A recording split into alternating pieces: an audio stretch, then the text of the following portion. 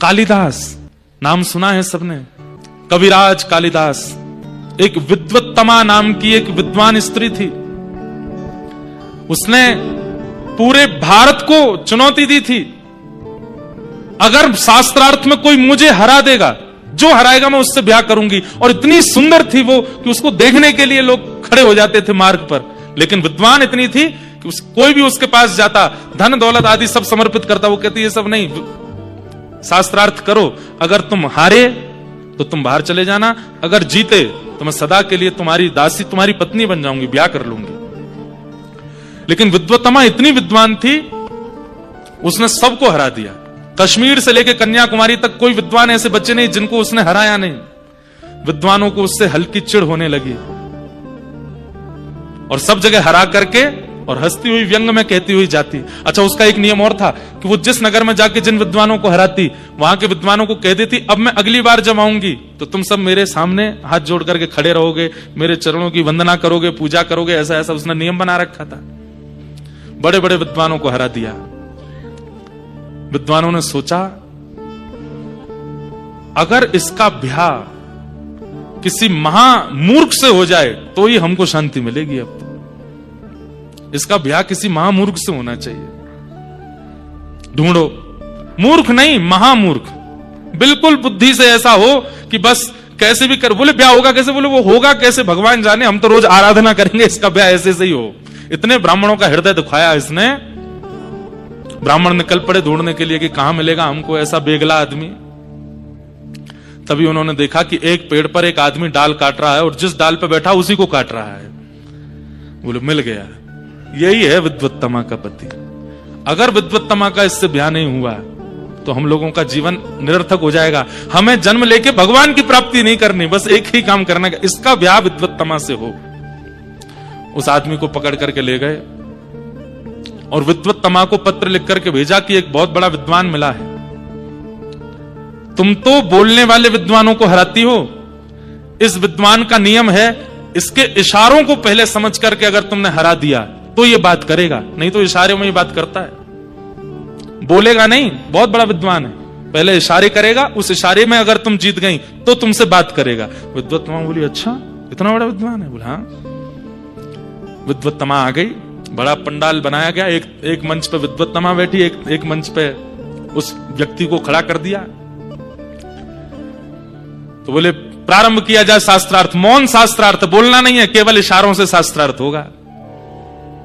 तो विद्वत्तमा ने पहला इशारा किया, सामने से जैसे उसने ये किया तो वो जो बैठा था मूर्ख, उसको सब ब्राह्मणों ने कहा, वो कह रही देख तेरे को उंगली दिखा रही है। बोले उंगली दिखा रही है? तुझको उंगली दिखा रही है? तो वो खड़ा हो गया, उसने अपनी दो उंगली नहीं, बोले एक नहीं दो, तेरी आंख में डाल दूंगा।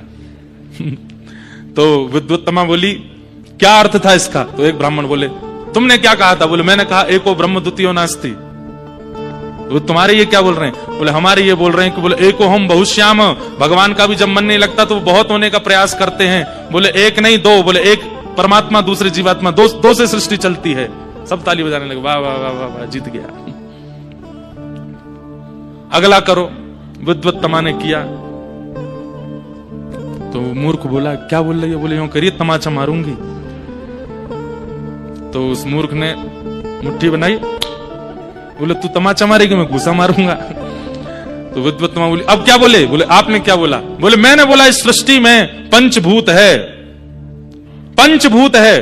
तुम कहते हो कि एको हम बहुश्याम, एक नहीं, भगवान भगवान है और जीवात्मा है, दो हैं, पर जीवात्मा तो पंचभूत से बना है।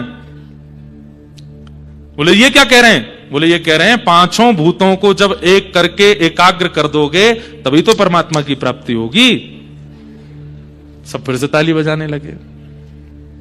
विद्वत्तमा को लगा कि मेरे दो प्रश्नों को ही इन्होंने इतने बढ़िया उत्तर दे दिए, वो ना हो ये विद्वान है। वाक वाणी से जो होगा वो तो मैं बाद में करती रहूंगी, विवाह कर लेती हूं। और विद्वत्तमा राजी हो गई और उस व्यक्ति के साथ उन्होंने विवाह कर लिया। विवाह करने के बाद एक दिन दोनों छत पर जा रहे थे तो विद्वत्तमा चढ़ रही थी ऊपर उसका वस्त्र बहुत भारी था, तो धीमे धीमे चढ़ रही थी। तो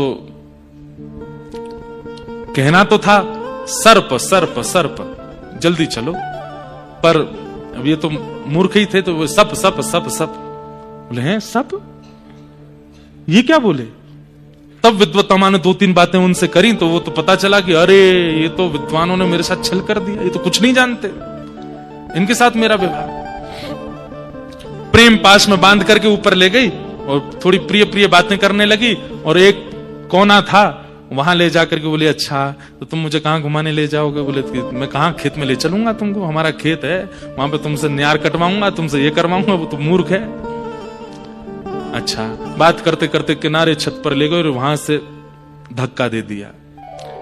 जैसे ही नीचे गिरे तो नीचे काली का मंदिर था, आकर के गिरे तो जीव का अग्रभाग थोड़ा सा दांत के आगे आया और वो कट गया, मुख से रक्त निकलने लगा। एक जीव को अपने सामने ऐसे पड़ा देख और रक्त रंजित देख मां काली स्वयं को रोक नहीं पाई। सहसोच्चाट देवी भद्रकाली प्रकट हो गई और प्रकट होकर के बोली, वरदान मां को क्या चाहिए? तो कहना तो चाहते थे कि विद्वत्तमा ने मुझको घेरा, विद्वत्तमा, लेकिन जीव कटी होने के कारण विद्वत्तमा स्पष्ट ना निकल करके विद्या दे मां प्रकट हुआ। काली ने हस्त फेर दिया और पूरे विश्व को कालिदास प्राप्त हो गया। वही कालिदास बने। कालिदास कैसे बने? खरवत पाद ताड़िता, जैसे ऐल बने। इसमें आप लोग अर्थ में ये मत लगा लीजिएगा कि जब पत्नी ताड़ना करे तो ही बनेंगे हम कुछ, ऐसा अर्थ नहीं है। यहां पर पत्नी या स्त्री से हमारा संकेत नहीं है, ठाकुर जी का भी संकेत नहीं है। ठाकुर जी संकेत कर रहे हैं विषय का। बोले, जब विषय आपको, आप विषय के पीछे भाग रहे हो, आप भोग के पीछे भाग रहे हो, और वो भोग अपना असली रूप दिखा करके आपको ताड़ित करेगा, तो ही जीवन में वैराग्य आएगा, या फिर दूसरा सत्संग से आएगा। खरवत पाद ताड़िता। अब तो महाराज वो कालिदास बन गए। विद्या देमा कहा तो काली मैया ने हाथ फेर दिया। अब तो काली मैया ने ऐसा वात्सल्य प्रकट किया, बोले, जिस ग्रंथ पर तुम हाथ रख दोगे वो ग्रंथ का पूरा आस्वादन तुमको, नाम सुन लोगे किसी ग्रंथ का, उस ग्रंथ का नाम सुनते ही तुम्हें पता चल जाएगा इस ग्रंथ में क्या है, और सब तुमको याद हो जाएगा। अब तो महाराज धड़ाधड़ संस्कृत में ही बोलने लगे। ऊपर से विद्वत्तमा देख रही, बोले अभी तो ये अशुद्ध बोल रहे थे, अभी संस्कृत कैसे बोलने लगे? दौड़ करके नीचे आई, आत्मग्लानि होने लगी, चरण पकड़ लिए, बोले मेरे साथ ही रहिए, आप तो मेरे से गलती हो गई, मेरे साथ ही रहो। बोले तूने मुझे ताड़ा, अब मैं भी तुझे छोड़ता हूं, जा। और कालिदास निकल गए। वेदांतों का ऐसा ज्ञान हो गया, कहीं भी जाते कहीं भी बैठते वही उसी स्थिति के अनुसार श्लोक बना करके तुरंत बोल देते। एक राजा की सभा में पहुंचे, सबसे पहली ख्याति कालिदास की यहां से हुई। एक राजा की सभा में पहुंचे, राजा का राज्याभिषेक हो रहा था, तो बड़े बड़े विद्वानों को तो आसन पर बैठाया गया, सामान्य लोग खड़े थे। तो कालिदास जी बोले हमको भी आसन पर बैठाओ। बोले आप कोई विद्वान थोड़े ही हो। बोले कि विद्वत्ता कैसे साबित होगी हमारी? बोले स्थिति अनुरूप श्लोक बना करके, छंद बना के राजा को सुनाओ। अभिषेक हो रहा है, राजा सिंहासन पर बैठे हैं, सुंदर संत जन बैठे हैं, आदि आदि ये सब चल रहा है, इसका तुम अच्छा श्लोक बना करके सुनाओ, राजा को अच्छा लगेगा तो तुमको आसन देंगे। इतने में ही क्या हुआ, राजा के राज्याभिषेक के लिए रानी ही प्रथम कलश लेकर के आ रही थी स्वर्ण का, और वो स्वर्ण का कलश लेकर के जब रानी आ रही तो क्या हुआ, उसके हाथ से कलश छूट गया और वो कलश छूट करके नीचे गिरा। बस इसी छवि का दर्शन करके कालिदास जी ने बना दिया श्लोक। राज्याभिषेके मद विद्याय हस्ताच्युतो हेम घटो युता सोपान मार्गे प्रकारति शब्दम टम टम टम टम टम टम टम टम। राजा के कान खड़े हुए, कौन बोला? तब कालिदास खड़े हो गए, बोले मैंने बोला। बोले तुमने कितनी बार टम बोला? बोले 11 बार कलश गिरा था, उसकी टम टम 11 बार हुई, तो इसमें 11 ही शब्द हैं। कालिदास जी को हृदय से लगाया और उनसे दीक्षा ले ली, उनको गुरु बनाया। तब से फिर कालिदास का प्रकाश हो गया।